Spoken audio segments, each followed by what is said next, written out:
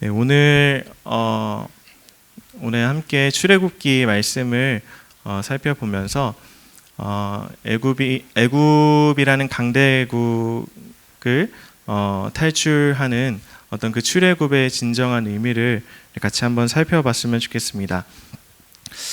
출애굽기 1장부터 14장까지는 이스라엘 백성이 말 그대로 애굽이라고 하는 어떤 강대국의 지배로부터 해방되는 것에 대한 여정이라면, 출애굽기 15장부터 40장까지는 이스라엘 백성들 마음 속에 있는 질긴 죄성으로부터의 탈출을 의미하는 영적 출애굽의 여정을 그립니다. 여러분들 성경을 살펴보시면은 출애굽기 1장부터 14장까지 말씀을 보면은 사실 출애굽이라고 하는 어떤 그 사건은 사실 14장에서 다 마무리가 됩니다.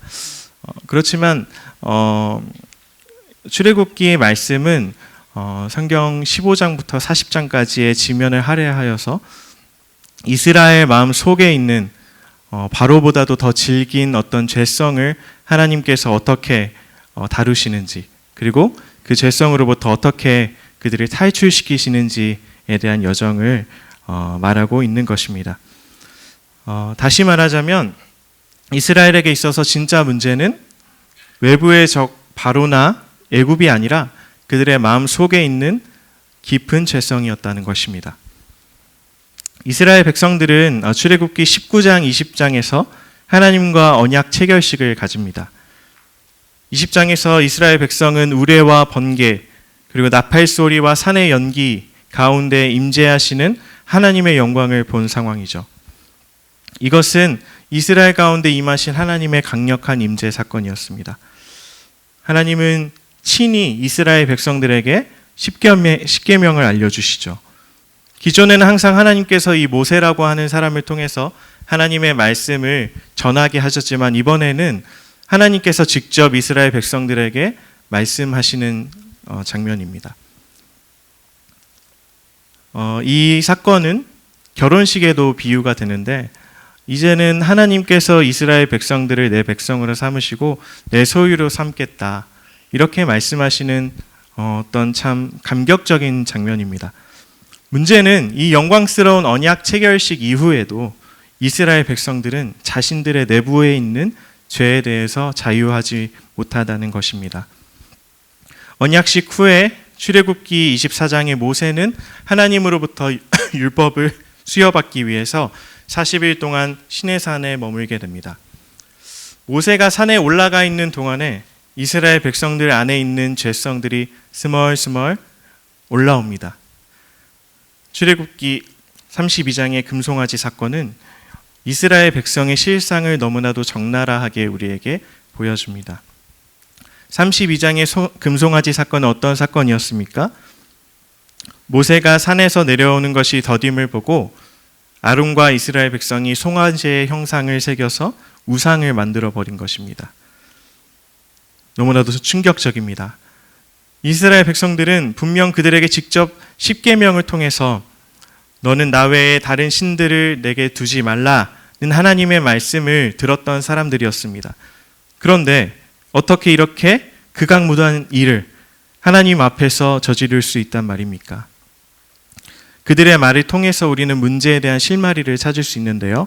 우리 출애굽기 32장 1절 말씀 같이 읽어보겠습니다. 출애굽기 32장 1절 말씀 제가 읽어드리겠습니다.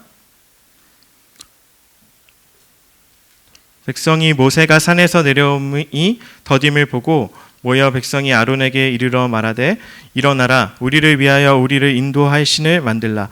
이 모세 곧 우리를 애굽 땅에서 인도하여 낸 사람은 어찌 되었는지 알지 못함이니라.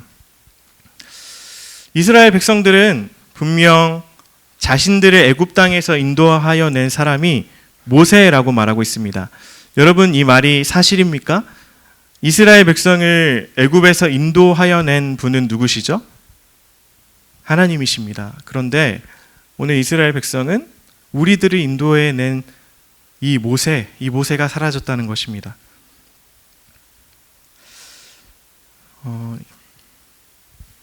이스라엘 백성들은 기적을 적게 경험한 자들도 아니었고 하나님의 인도하심을 경험하지 못한 사람들도 아니었습니다. 그들은 어떤 민족들보다도 가까이서 하나님이 이루시는 출애굽의 이 기적을 본 사람들이었죠. 그러나 모세가 산에서 내려오는 것이 더디자 그들은 곧바로 패닉에 빠져버립니다. 그들은 하나님이 아닌 모세를 믿고 있었던 것입니다. 하나님은 모세를 통하여서 이스라엘 백성들에게 말씀하셨지 모세가 하나님이 아니었습니다. 모세는 단지 하나님의 말씀의 수종자였을 뿐이죠. 여러분, 우리도 이스라엘과 별반 다르지가 않습니다. 출애굽의 기적을 이루시는 분이 하나님이라는 것을 알면서도 끊임없이 눈에 보이는 우상을 만들고 싶어하는 죄성이 우리 안에 있다는 것입니다.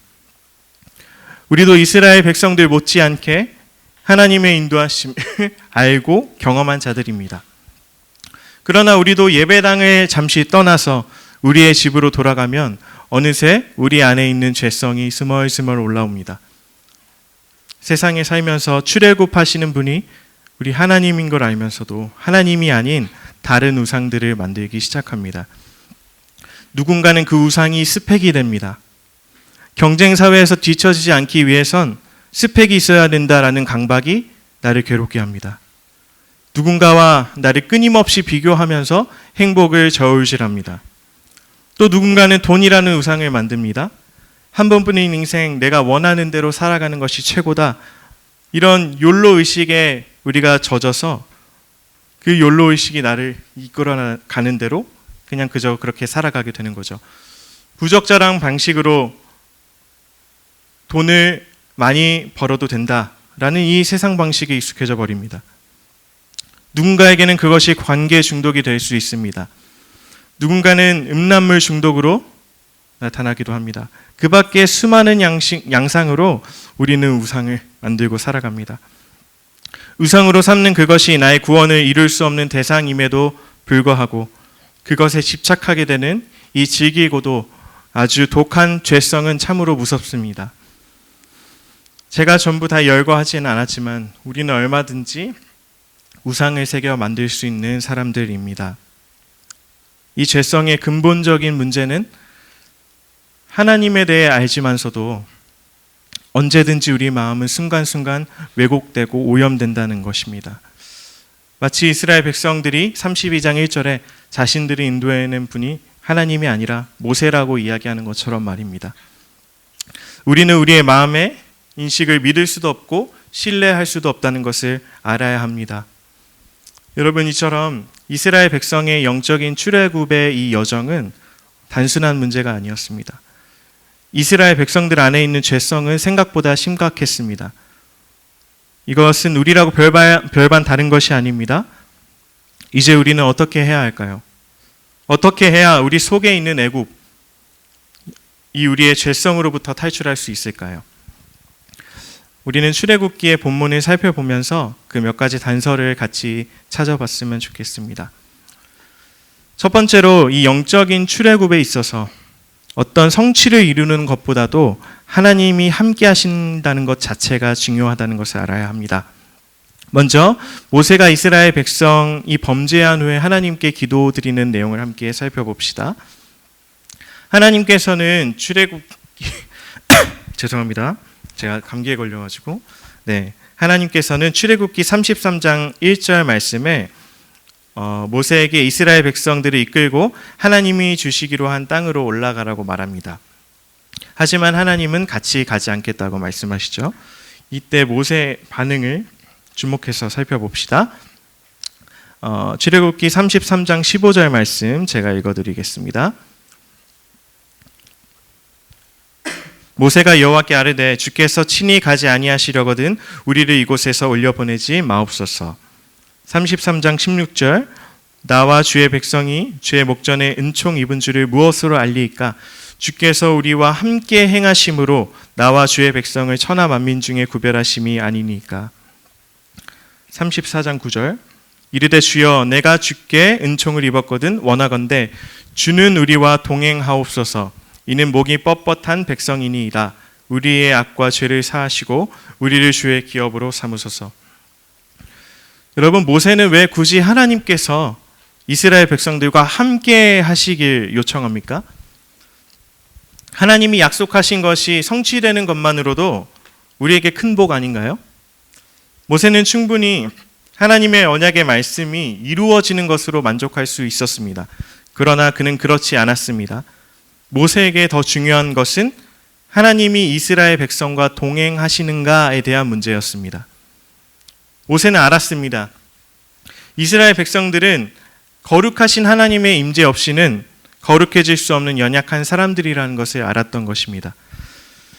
이스라엘이 설령 하나님 없이 가나안 땅에 가게 된다 하여도 그것은 의미가 없습니다. 왜냐하면 영적인 출애굽은 어떤 성취에 달려있는 것이 아니라 함께하는 대상에 달려있기 때문입니다. 이스라엘 백성이 아무리 많은 것을 가져도 소용없습니다.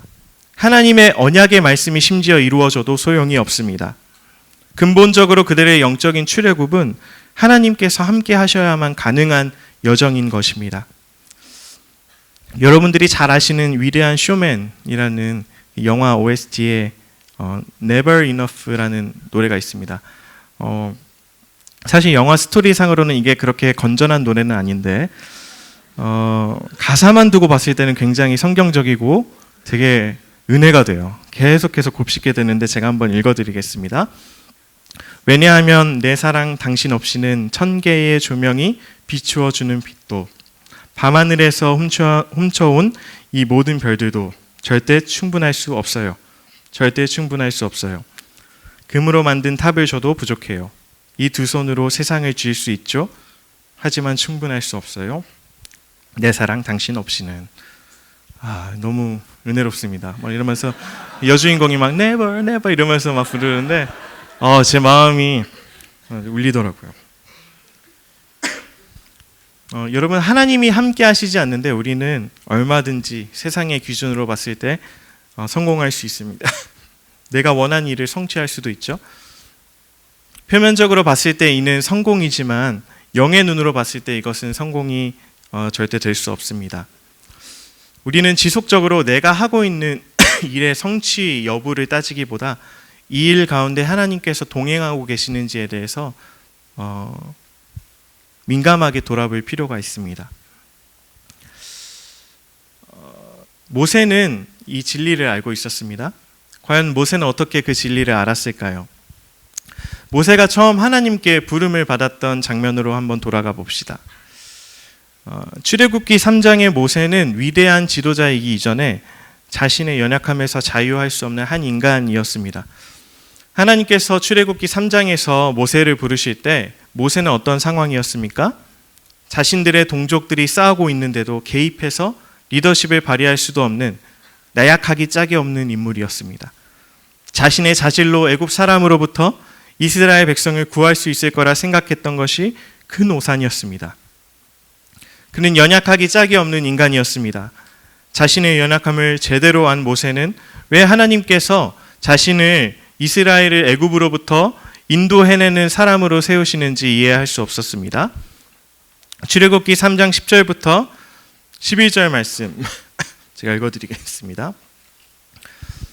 이제 내가 너를 바로에게 보내어 너에게 내 백성 이스라엘 자손을 애굽에서 인도하여 내게 하리라. 11절 모세가 하나님께 아뢰되 내가 누구이기에 바로에게 가며 이스라엘 자손을 애굽에서 인도하여 내리이까.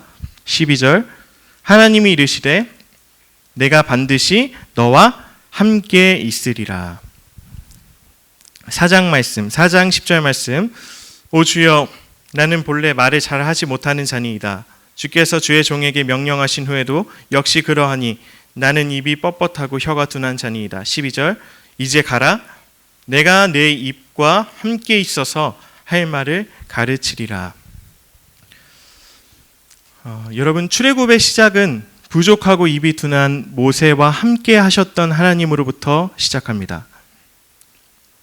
초창기의 모세는 계속해서 출애굽을 하는 주체가 나 자신이라고 생각합니다. 그렇기 때문에 연약한 자신의 모습을 계속해서 쳐다보면서 내가 누구이길래 이렇게 하나님께 계속해서 묻는 것입니다. 하나님의 대답은 무엇입니까? 내가 어떻든지 그건 중요하지 않다. 내가 너와 함께 한다는 것이 중요하다. 여기서 두 번째 진리를 우린 깨달을 수 있습니다. 영적인 출애굽에 있어서 개인의 어떤 자질보다도 하나님이 함께 하시는 것이 중요하다는 진리입니다. 여러분, 우리는 모세를 통해 어떤 교훈을 얻습니까? 영적인 출애굽은 어떤 성취 혹은 어떤 자질의 문제가 아니라는 것입니다. 애초에 자질이 문제였다면 모세는 탈락입니다. 이스라엘 백성도 탈락입니다. 출애굽이 성취의 문제였다면 10가지 재앙을 내려서 애굽을 수장하실 수 있는 하나님에게는 이스라엘 백성을 가나안 땅으로 인도하시는 게 큰 문제가 아니었습니다. 출애굽은 어떤 성취나 자질의 문제가 아니라 하나님께서 함께 하시느냐의 문제였습니다. 여러분, 하나님은 우리의 연약함을 아십니다. 그렇기 때문에 하나님 당신이 우리에게 점점 더 가까이 다가오십니다. 거룩하시기 때문에 어쩌면 가까이 하는 것이 위험할 수도 있겠지만 이렇게 하나님이 우리와 함께 하시지 않는다면 우리는 얼마든지 부패해질 수 있는 죄성을 가진 연약한 사람이라는 것을 하나님께서 아시기 때문입니다. 영적 출애굽을 위한 하나님의 솔루션은 하나님께서 연약한 우리와 함께 하기로 결정하신 것입니다. 그 증거가 바로 성막입니다. 성막은 하나님이 임재하시는 공간이요, 이스라엘 백성들이 하나님과 만나는 장소입니다. 제가 예전에 박지웅 목사님이 쓰신 믿음의 눈을 떠라는 책을 읽으면서 굉장히 인상적이었던 예시를 보았습니다. 닮아야 놀자라는 한국 코미디 영화의 한 장면입니다. 사찰에서 승려들을 대상으로 큰 스님이 내기 문제를 하나 냅니다. 바닥이 깨어진 항아리에 정해진 시간에 물을 가득 채워라. 수도승들은 막 바가지로 연못의 물을 정신없이 이렇게 떠나릅니다. 빠른 속도로 물을 부어보려고 해도 소용이 없습니다. 나중에는 고무신을 틀어막고 물을 부어봅니다. 그래도 헛수고일 뿐 물은 차지 않습니다. 시간이 얼마 남지 않았습니다. 그때 한 수도승이 이렇게 소리 지릅니다. 야, 들고 뛰어!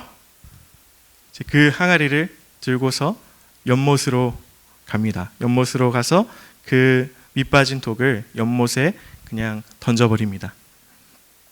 그러자 어떤 일이 일어났을까요? 아무리 밑이 깨어진 항아리라 해도 연못을 속에 통째로 이렇게 연못에 통째로 이렇게 던졌을 때 그 항아리는 연못의 물로 가득 차고 넘치게 됩니다. 여러분, 밑빠진 독을 보니 누가 생각이 납니까? 우리 자신이 생각나야 하는 것이 정상입니다. 우리도 아무리 물을 채워보려고 노력해도 채워지지 않는 밑빠진 독입니다. 성취를 기준으로 보아도, 자질을 기준으로 보아도 우리 모두는 자격 미달입니다. 그러나 영적 출애굽에선 성취나 자격이 아닌 하나님이 함께 하시는 것이 중요합니다. 이때 하나님은 밑빠진 독과 같은 우리들을 하나님의 빛나는 영광 속으로 던지십니다. 이것이 이스라엘 영적 출애굽을 위한 하나님의 솔루션, 바로 성막인 것입니다. 우리 오늘 본문 말씀, 출애굽기 29장 46절 말씀입니다. 그들은 내가 그들의 하나님 여호와로서 그들 중에 거하려고 그들을 애굽 땅에서 인도하여 낸 줄을 알리라. 나는 그들의 하나님 여호와니라. 여러분, 그렇기 때문에 하나님은 이 출애굽기 25장부터 40장까지 성막에 대해서 만들라고 말씀하십니다. 하나부터 열까지 하나님이 어떻게 만들어야 하는지 이스라엘 백성들에게 알려주십니다.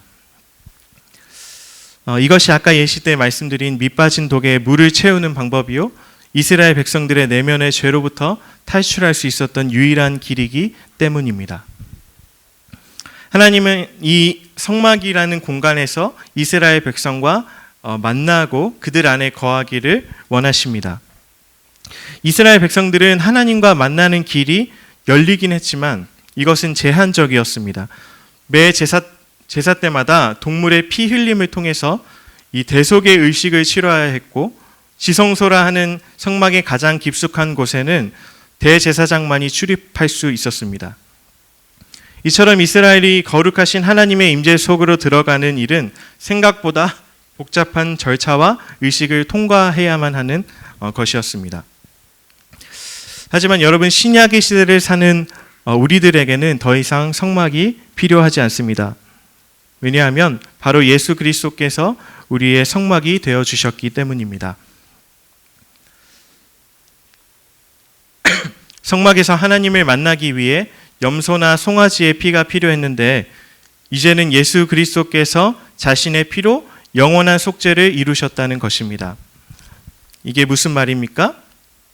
이제 우리는 그리스도를 통해서 언제든지 어디서든지 하나님과의 임재의 자리로 나아갈 수 있게 되었다는 것입니다. 우리 다 같이 히브리서 10장 19절부터 22절까지의 말씀 함께 읽어보도록 하겠습니다.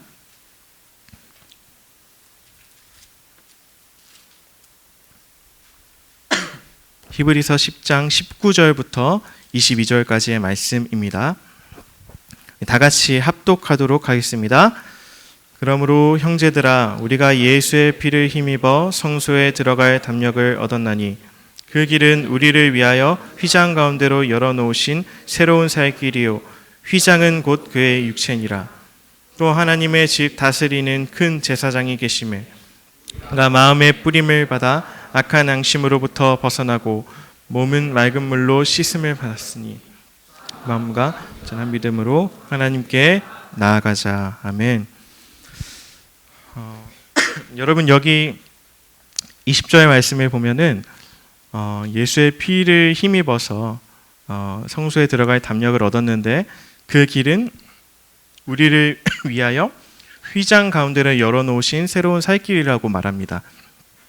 마가복음 말씀을 보면은 예수님께서 십자가에서 돌아가신 후에 성소 휘장이 위에서부터 아래까지 찢어져서 둘로 되는 사건이 벌어집니다. 휘장은 성막의 덮개입니다. 성막의 덮개가 위로부터 아래까지 찢어졌다는 것은 무슨 말입니까? 예수께서 죽으심으로 말미암아 성막에서 드려져야 했던 제사가 이미 온전히 완전하게 드려졌다라는 것입니다. 히브리서 기자는 그것이 예수 그리스도께서 돌아가신 그 일이 우리를 위하여 휘장 가운데로 열어놓으신 새로운 살 길이 되었다고 말합니다. 성막은 이스라엘 백성들을 위한 솔루션이었다면 예수 그리스도의 피는 이제 하나님의 더 완전한 솔루션이라고 할 수 있습니다. 결론입니다. 여러분, 이스라엘 백성들의 궁극적인 출애굽은 자신의 내면에 있는 깊은 죄성으로부터 탈출과 해방을 뜻하는 것이었습니다. 이 문제는 금송아지 사건을 통해 알 수 있듯이 그리 단순한 문제가 아니었습니다. 하나님은 이스라엘 백성들을 그대로 두실 수 없었습니다. 이스라엘의 영적 출애굽은 어떤 성취에 대한 문제도 자질에 대한 문제도 아니었습니다. 하나님의 임재에 대한 문제였습니다. 깨진 이스라엘 백성을 살릴 수 있는 유일한 길은 그들을 하나님의 임재 속으로 들어가게 하는 것뿐이었습니다. 이것이 성막입니다. 신약을 사는 우리들에게는 예수 그리스도께서 자신의 육체를 찢고 피를 흘리심으로 성막의 성취가 되셨습니다.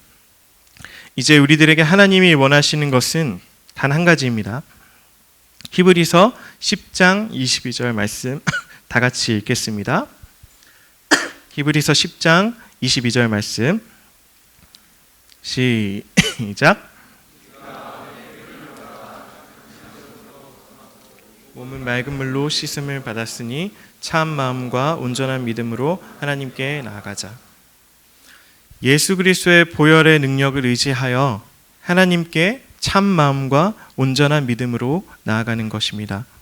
좀 더 정확하게 이것을 번역하면 믿음의 큰 확신 안에서 진실한 마음으로 하나님께 나아가자는 것입니다. 예수 그리스도를 믿는 큰 확신 안에서 진실된 마음으로 우리 하나님 앞에 나아가는 것, 이것이 영적인 출애굽을 앞두고 있는 우리의 죄성을 극복하고자 하는 신약의 우리 백성들, 이스라엘 백성들을 비롯한 우리에게 하나님이 하시는 말씀입니다.